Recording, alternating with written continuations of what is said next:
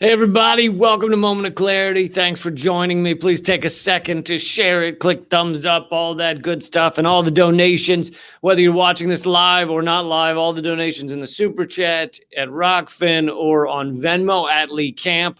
If you're not watching live, you can donate there. All those donations go to people who are struggling, people who need a little help. To find out more about that, you can email commoncensored@protonmail.com.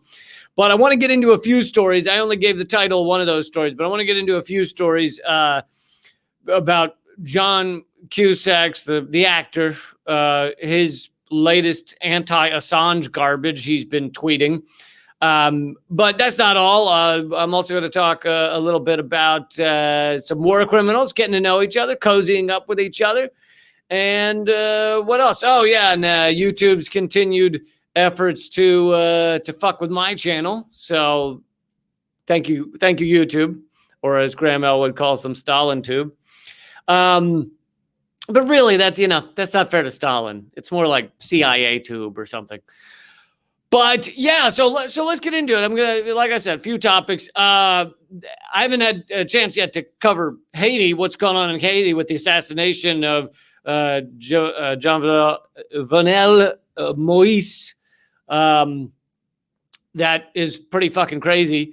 It doesn't look so far that it was done by the U.S., although two of the people captured involved in it. Apparently there were 26 people or more involved in it, in assassinating their president. And Moise, by the way, was a corrupt dude who was hanging on to power despite the fact he wasn't supposed to still be in office. And the other thing was the U.S. liked him. He was our puppet largely. That doesn't mean he did every single thing the U.S. wanted, but he was a U.S. puppet. So it seems unlikely the U.S. would be involved in this. But what I was about to say is two people that were captured involved in it are Haitian Americans. But still, the fact that he was assassinated is pretty fucking crazy. It seems like a lot of Colombian mercenaries were involved in it. But it could have been, different factions of the kind of the oligarchy, the ruling elite, the ruling gangs in Haiti. But anyway, as more information comes out about that, I will update you. But we'll be talking more about the kind of hidden side of what's going on in Haiti, which is not being talked about in your mainstream media. We'll be talking about it on Government Secrets today with Graham Elwood, and that is how much we, the United States, have fucked with Haiti over the past many years. We have been destroying Haiti or exploiting it in every way we can. And so that has that's like the bedrock, the foundation that this assassination is built on top of. So it's like you can't exactly ignore that whole thing. Also, the thing is, when the U.S. puts in a puppet like Moise and supports him, then guess what? The people are fucking, they tend to get pissed off when there's an imperial puppet in as the ruler of their country, and he's not helping the people and clinging to power and shit like that. So that part, what led up to this guy's assassination very well could be connected to how much harm the United States has done to Haiti. So we're going to get into more of those details on Government Secrets, which is also a podcast. So if you don't see the live stream today, check out the podcast, Government Secrets. But yeah, so that's why I'm not spending the whole episode on Haiti. We're gonna move on because I'm gonna do more of that later. Might even get into it on my other podcast, Common Censored. Again, thank you guys for being here. Please take a second to share it, let people know. So yes, I wanted to get into this tweet by John Cusack. Now, for a while, it seemed that John Cusack, so for those who don't know, very famous actor, been in a lot of movies, many of the movies over the years. Some of them suck, some of them are good, whatever. But I think, here's the thing, I don't just go after every celebrity tweet, but John Cusack has kind of crafted a persona or seems to be on Twitter as kind of a left winger. Like sometimes he's on the correct side, and he's used his platform, massive fame, massive Twitter following, to sometimes tweet out good and important things. I know he was a fan of Abby Martin's for a long time, and obviously Abby Martin does great work. So seemed like this guy might have his head screwed on somewhat appropriately. And so that's what makes this so infuriating. This tweet coming from any right-wing fucking asshole or coming from some CNN douchebag liberal would, okay, whatever, I'd just ignore it. But when it comes from someone that people like, hey, that left winger is saying something about Assange, then you kind of think, well, it should be something positive, right? Why would you not fucking support one of the greatest publishers, journalists of our time? Thank you for the donation, Sean Shank. Sean Shank Redemption. I like it. There's a movie pun for you.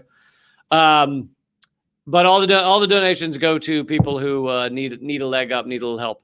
So thank you, Sean. And I'm assuming your name's Sean and not Shank.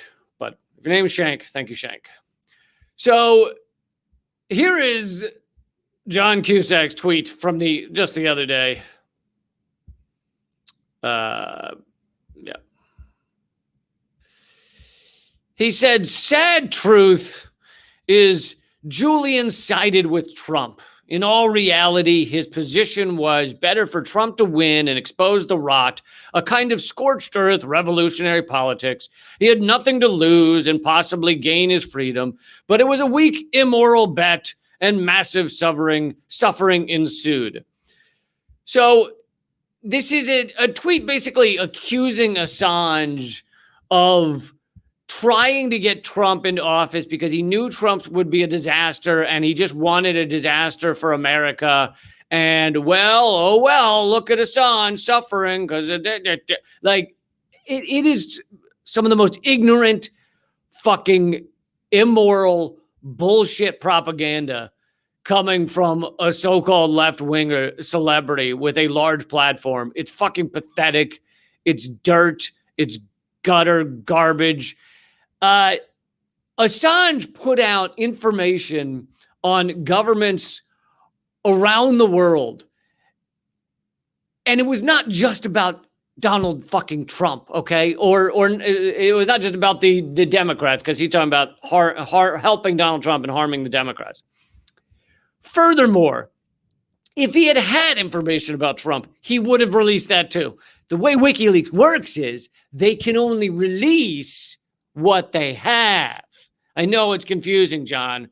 I know it's tough to get your head around it that they couldn't release things they don't have, but they released everything they had or have. So, they didn't have anything on Donald Trump, and they happen to have a lot of information. And Cusack, I'm assuming, is one of these idiot Russiagators who thinks that Russia hacked the DNC, even though the CEO of CrowdStrike, the only organization to view the DNC servers, the CEO, Sean Henry, was in front of Congress in a congressional testimony in 2017, said they have no evidence that Russia ever exfiltrated the data, meaning stole data from the DNC servers. So the idea that Russia was behind this leak or hack, there's no evidence behind it. And even the CEO of this fucking shit corporation, CrowdStrike, even he, because he was afraid of perjuring himself, so he didn't lie either in front of Congress. And so WikiLeaks released what they had. And on top of that, what did they show? They showed true and utter corruption of Hillary Clinton, of the Clinton machine, of John Podesta, of CNN giving debate questions to Hillary Clinton before the debates, of them creating the Pied Piper strategy to actually encourage and prop up Donald Trump during his early days in the campaign. So if Cusack wants to go after anyone, he should go after fucking Hillary Clinton and the Democrats for Pied Pipering Donald Trump, for delivering people, and the media. The media gave endless 23 times as much coverage to Donald Trump as to Bernie Sanders, 10 times as much coverage to Donald Trump as to Hillary Clinton. So if he wants to go after anyone, go after the fucking media, go after the DNC for rigging their own primary and turning everyone off to their fucking candidates, go after Hillary Clinton for being phenomenally corrupt and just a fucking horrible human being who didn't even campaign in the fucking Rust Belt, didn't even campaign in Wisconsin and Ohio because people hated her so much that she couldn't go there, she figured, without getting booed off the stage. Blame those people. If you still want to blame someone for Trump, Cusack, and he tweeted this the other fucking day, meaning that right now, this was his choice. Right now, he was like, you know who I really need to go after is Julian Assange. That, it's about time for me to really, really take down Julian Assange because he's been up on his high horse a little too long, right? Assange has. He's just doing great, living in his mansion in fucking Rio de Janeiro. It's like, no, the guy's been tortured for fucking 9 years. And you really thought, you know what, now's a good time to really just go after, really destroy, really dig the stake in the heart of Julian Assange. I mean, what kind of sad piece of shit do you have to be? Even if you had that incorrect, propagandistic, State Department talking point viewpoint that fucking Cusack just tweeted, even if that was in your stupid little brain, why tweet it now? Why be like, I really need to reveal how terrible Assange is? I mean, this is like a fucking beautiful stew of like celebrity fucking, like egotism combined with just pure ignorance of the entire situation, combined with just being like an immoral piece of shit. And he just stewed it all together, and it's fucking amazing. It's amazing to see this kind of shit. But so I was going to show my response, which thank goodness was actually doing better than his tweet, because his tweet was garbage. Let's see here. Okay. Here's my response, which I basically just told you. This is one of the dumbest, most ignorant and immoral takes I've seen recently. Pathetic. The man who made the movie War, Inc., spouting garbage propaganda to indict one of the few people who have risked their lives to expose the war crimes of the American empire. And by the way, War, Inc., was a movie starring John Cusack that I think I couldn't get through all of it because it is a kind of impressively bad movie. But the point of it, however, is noble. So I commend the people who thought it was a good idea to make that movie. I think it was made during the Bush administration, or maybe towards the tail end of the Bush administration. And the movie is about corporations owning war and making money from war. So I remember I think one of the images is a tank with brand names all over it. So you see like tanks, U.S. tanks rolling by with Halliburton and fucking ExxonMobil and everything. So like those are great points to make. The movie was so bad, like the fucking acting and the dialogue and the plot and shit, that I think I didn't get through it all. So it was a terrible movie, but I was impressed that he even chose to make that movie. I was like, wow, this guy understands that war is a game of profit. It's not a game of helping people. It's not a game of bringing them democracy. It's not a game of freeing people. It's a game of fucking profit. It's a game of exploitation. It's a game of stealing resources from other countries. And this guy clearly understands that and decided to be a part of this film. Had to agree to, got the script and said, yeah, that sounds about right. We have people killing millions of people over in Iraq and Afghanistan, and they're doing it all for profit. They're doing it all for corporate profits. And so I was like, so this guy must He must get it. He must understand it.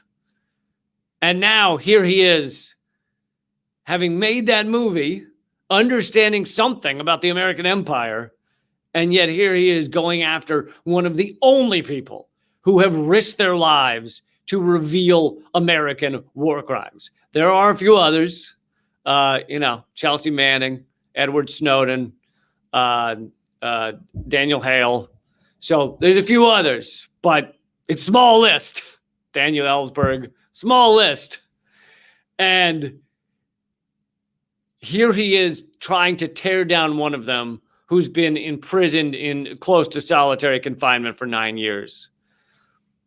I mean, unbelievable. Unfucking believable. Oh yeah, someone had a good take on it. I'll pull that up. I thought this was the funniest response to it.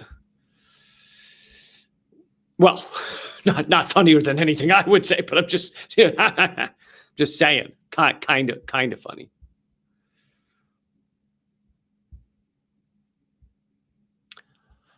Sorry, this is what happens when you have 42 tabs open, and I'm trying not to show you the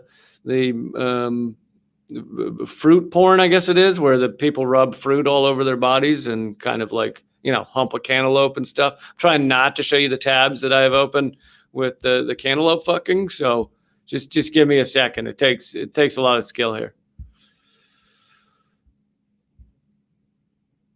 Okay. Anyway, maybe this was too long. This is too long a build up for this, but she said, it's like this. He's trying to make sense of it. And then there's this image from SpongeBob. And I found it particularly funny because I pictured John Cusack sitting there with his hammer and his board nailed to his forehead, trying to understand the Assange situation. And this is what he came up with, is just fucking sitting there with his little table and his saw and just fucking hammering shit together, a wrench out. And he was like, Julian Assange, bad guy. He made Trump. Julian Assange made Trump happen. That's what I picture. I will type tweet saying Assange made Trump happen. Meh. I mean, it's like, what goes through a fucking idiot's head to tweet that again now? Even if you're that wrong, fucking amazing. Fucking amazing. All right. I gotta stop talking about it. It's giving me some form of indigestion. Okay, so I also wanted to, let's see, got two more. Well, we'll get to Ben Norton and Tony Blinken's tweet. The Secretary of State, Tony Blinken, tweeted something that is fucking atrocious as well. And Ben Norton responded to it. But before I get to that, let me talk for a second about YouTube's attack on me. I think I mentioned that they demonetized, or they removed a piece of content of mine they removed a moment of clarity from like a year ago, or maybe less than a year ago. But it was like, it wasn't, there was no argument about it being true, unless you're just like, oh, those photos aren't real or something. But it was a video about Bloomberg, the billionaire, right? Michael Bloomberg ran for president, got destroyed despite the fact that he spent billions upon billions of dollars. Also, Biden would have lost without Bloomberg's billionaire cash fund, but spent billions of dollars did not win a fucking thing. And anyway, Bloomberg is a piece of shit, like pretty much any billionaire. But so Bloomberg has connections to Epstein. This doesn't mean that Bloomberg necessarily, flew on the Lolita Express the way that Bill Clinton did. It doesn't mean that Bloomberg necessarily went to Epstein's island, but he has connection to Epstein. There's photos of him with Epstein. There's other connections with Epstein. So I did a video about Bloomberg's connections to Epstein, going off easily provable, verifiable data. It wasn't like I heard a guy say a thing. It was very, evident. And so it went up, whatever, 8 months ago or something. I didn't check the date. YouTube has deleted it recently and said it gave me a community guidelines strike, which if you get 3, they delete your channel. So you don't have a lot of wiggle room here, okay? You get 3, they delete the channel, or at least demonetize you, but possibly even delete the channel. And if you get 2, you can't upload anything for a week. And then the 3rd one, you're really fucked. So that's why you don't want to have the first one, even though there's no ramifications other than just them pulling down that one video. You don't want that first one because the second one really fucks you. So this community guideline strike they called it cyberbullying. That video on Bloomberg's connections to Epstein. Cyberbullying. Saying Bloomberg is a disgusting fucking billionaire. Or maybe they think I'm bullying Epstein after his death. You know, listen. The man is dead. Let's not speak ill of the dead, okay? Sure, he was a rapist. Sure, he was a sex trafficker. Sure, one of the most horrifying human beings that's ever lived. But let's not speak ill of the dead, okay? If you wanted to say those things, we should have done it when he was around. So but they called it cyberbullying, which couldn't be more fucking fake and ridiculous. Besides the fact that anyone who's a public persona, you should be able to call them a fucking asshole. Just like I did with Cusack just now. Like anyone who's a public persona and says things publicly and is seen publicly with fucking Epstein and runs for goddamn president, then you should be able to call them an asshole. That's not cyberbullying. That's how. Otherwise, you'd never be able to critique a politician. You'd never be able to critique the rulers of our society. You'd never be able to go after or analyze this situation that is fucking us every goddamn day. You'd never be able to do that if you can't publicly, attack these people with your words, using words. Remember, and there's something about sticks and stones hurt, but words, something. So they called it cyberbullying. It's called, appealing the strike or whatever. And then this was kind of crazy. This is their response to that, which I hadn't heard of them doing before, but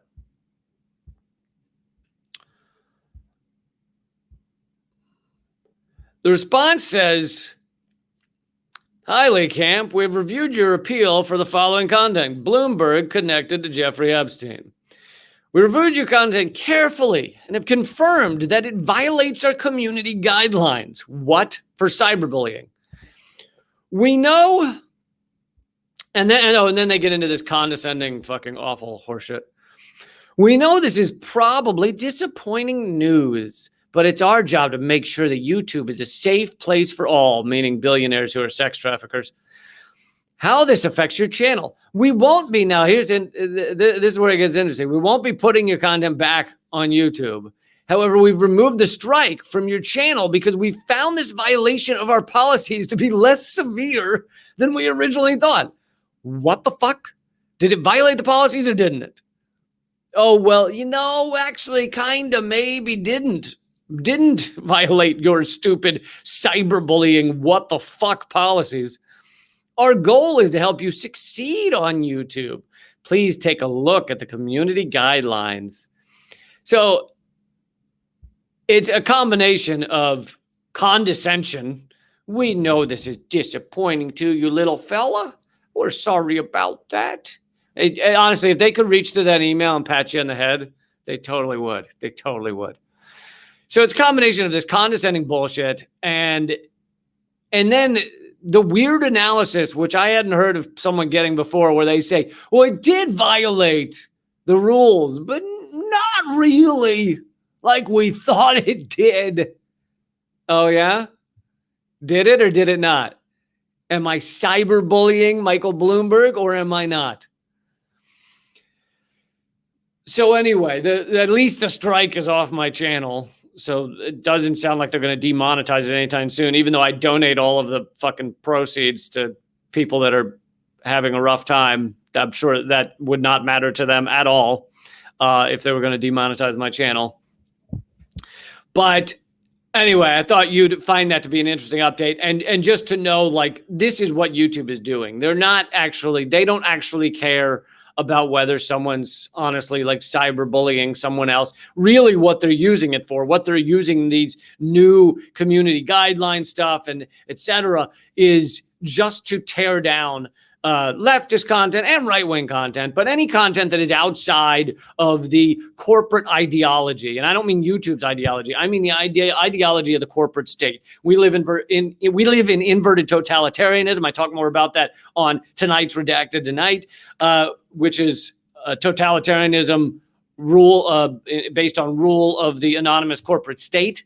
And anything that's outside of this kind of Overton window, this little area where you're allowed to have opinions, that is considered harmful. That is, you're telling people that maybe the two-party system isn't a good idea. You're telling people that we can't possibly go on burning fossil fuels this way without causing our own extinction. You're telling people that we're on the brink of a nuclear apocalypse because the U.S. is hoarding nuclear whistles.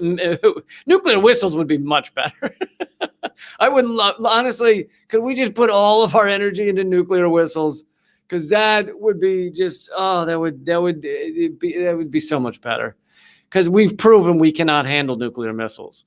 So if we just had nuclear whistles, I think things would be a lot better. Honestly, guys. And you can still spend the same amount of money. You can still spend $100 billion on nuclear whistles if you'd like, so that you feel good about yourself. But can we just switch them all? Just switch them all to whistles. Just all whistles. That would help. That would help so much. But yes, anything outside of the allowable corporate talking points, YouTube is now, I'm already heavily suppressed. You guys know that. The Redacted channel has 50,000 followers. Subscribers, and they show the videos to, 1% of that. This channel is heavily suppressed as well. My Facebook's suppressed. But now they're going beyond suppressed, and they want to slowly give community guideline strikes to channels so they can demonetize them, which makes it so that people who make these videos can't make a living. So therefore they have to stop making as many videos because they can't fucking spend the time on it because they got to work at fucking Starbucks. So that's part of it. They've demonetized Graham Elwood, as you guys probably know. And then the other thing is to slowly delete the channel. If they really feel that it's still a problem, they'll just fucking totally delete the channel. And it's happening to more and more people. And you guys, if you want to support those of us who are facing the suppression and everything, there's a few things you can do for not for people like me donating the proceeds, because that wouldn't fit into the equation, but for people like Graham and so many other content creators, obviously become members of their stuff, help them be able to make a living with it. But then also, find out where you can get this content without YouTube sending you an email telling you it's going live or telling you I'm going live or something. One place that I've recently announced that I've tried to get people to pay attention to is radindiemedia.com, R-A-D as in radical, R-A-D-I-N-D-I-E. Right? Yeah. Media.com, radindiemedia.com. It's on my Twitter account as well. And I try and put up, stuff for a little bit of stuff from all of us so that if one of us gets purged, gets deleted, you can still find their content at Rad Indie Media. So it's still growing. It's in its early stages, but you supporting it would be awesome.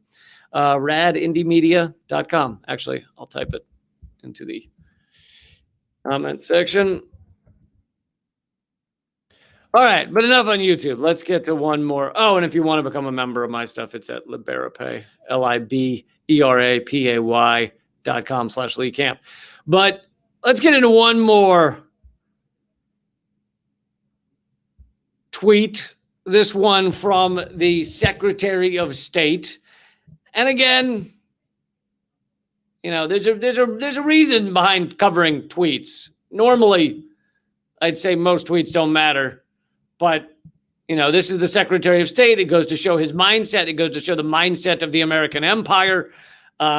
So I think this is more important than just maybe your standard tweet. And I wanted to debunk Cusack's garbage was the other reason I covered that one. So this is. So Ben Norton responded. I'm going to read Ben Norton's response first.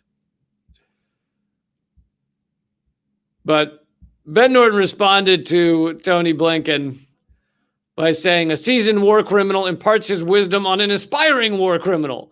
Because this is what Tony Blinken tweeted. A photo of him, this is the current Secretary of State, with Colin Powell, the former Secretary of State, who was also a war criminal. And Tony Blinken tweeted the words, "Wonderful time chatting with my predecessor and friend, Secretary Powell, over the 4th of July weekend. I always benefit from his wisdom and perspective." Yes, the wisdom of bringing us into one of the most catastrophic, fucking disastrous, million people dead, blood on your hands wars that we have ever seen. That's the wisdom he has to impart. That's the wisdom Tony Blinken is excited to get right now.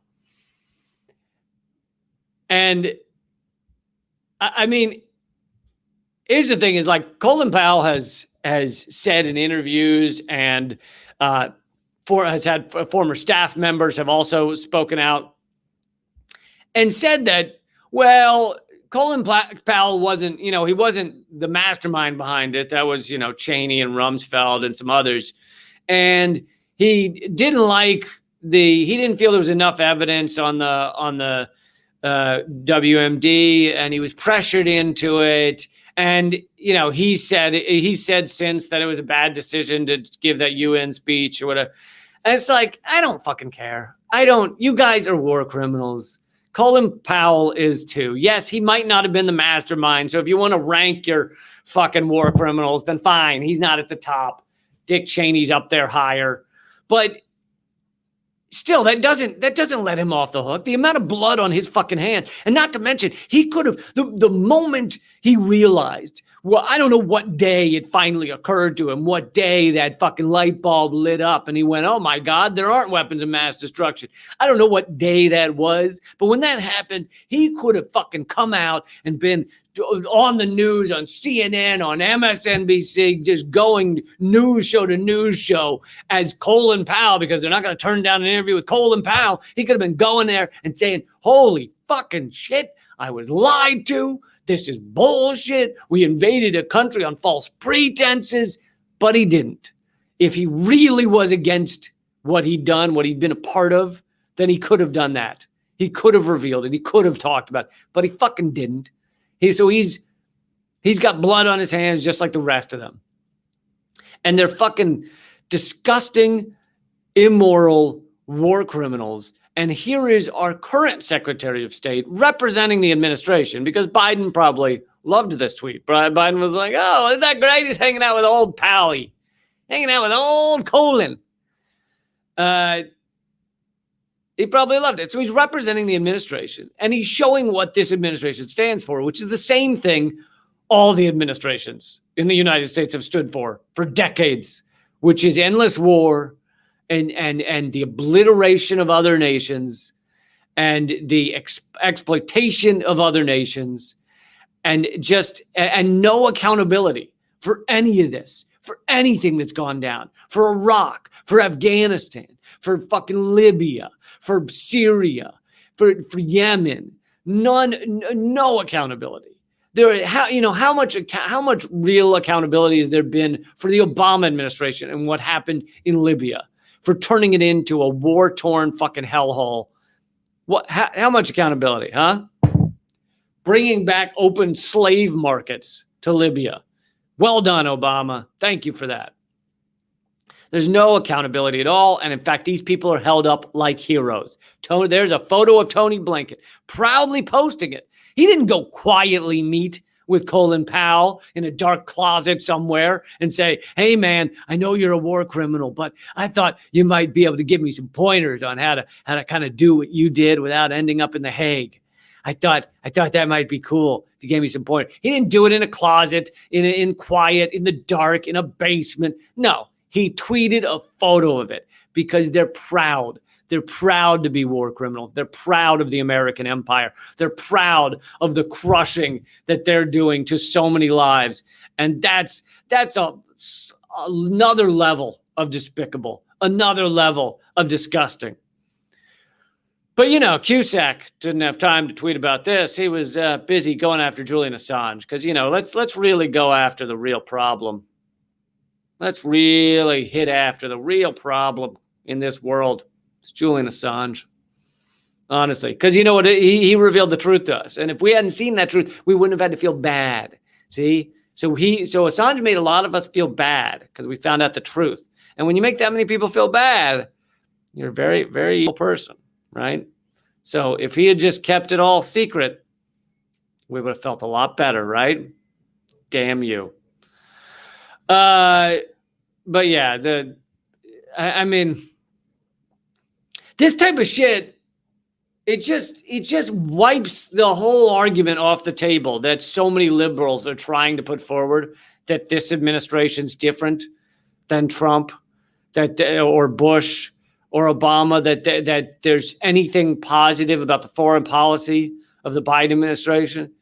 It just, these type of tweets and the pride that and the fucking hugging of George Bush and the ceremony where Biden I played it on Redacted tonight, Biden put the Medal of Liberty on George W. Bush and the whole crowd cheers, and all of that just wipes away the argument that they are somehow different than Trump, than Bush, than Cheney, than Rumsfeld. It's just, but that argument, you're going to tweet shit like this, you can't have that argument. That's it. You can't fucking have it. You get a choice. Either hide your love of the past war criminals, or don't act like you're different. Those are your choices. Now, I'm not saying that makes you a better person, because if you still love them secretly, you're still an awful person. But at least then we wouldn't know it, and so you could put forward that argument, because you'd be lying to us, but we wouldn't know that yet. See how it works? Anyway. So yeah, pieces of shit. Pieces of shit all around. Pieces of just whole bucket of pieces of shit.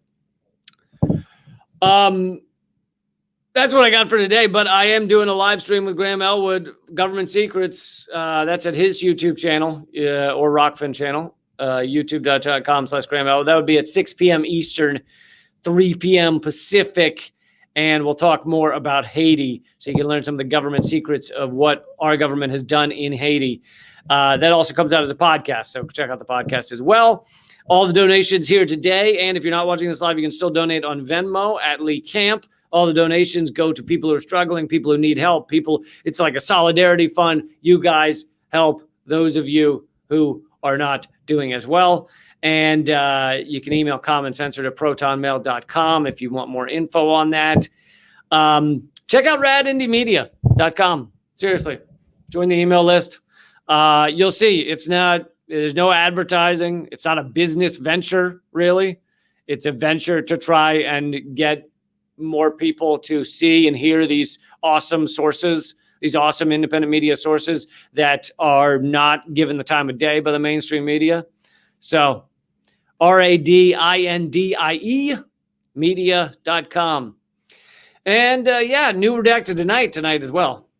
And it's always weird when I say Redacted tonight, because it sounds like I just had a seizure. But there is a new Redacted tonight as well. Also, two. Furthermore. Extra. I've run out of synonyms. So check that out. That'll be up at leecamp.com. I'll tweet it out, and it'll be on portable.tv. All right. Keep fighting.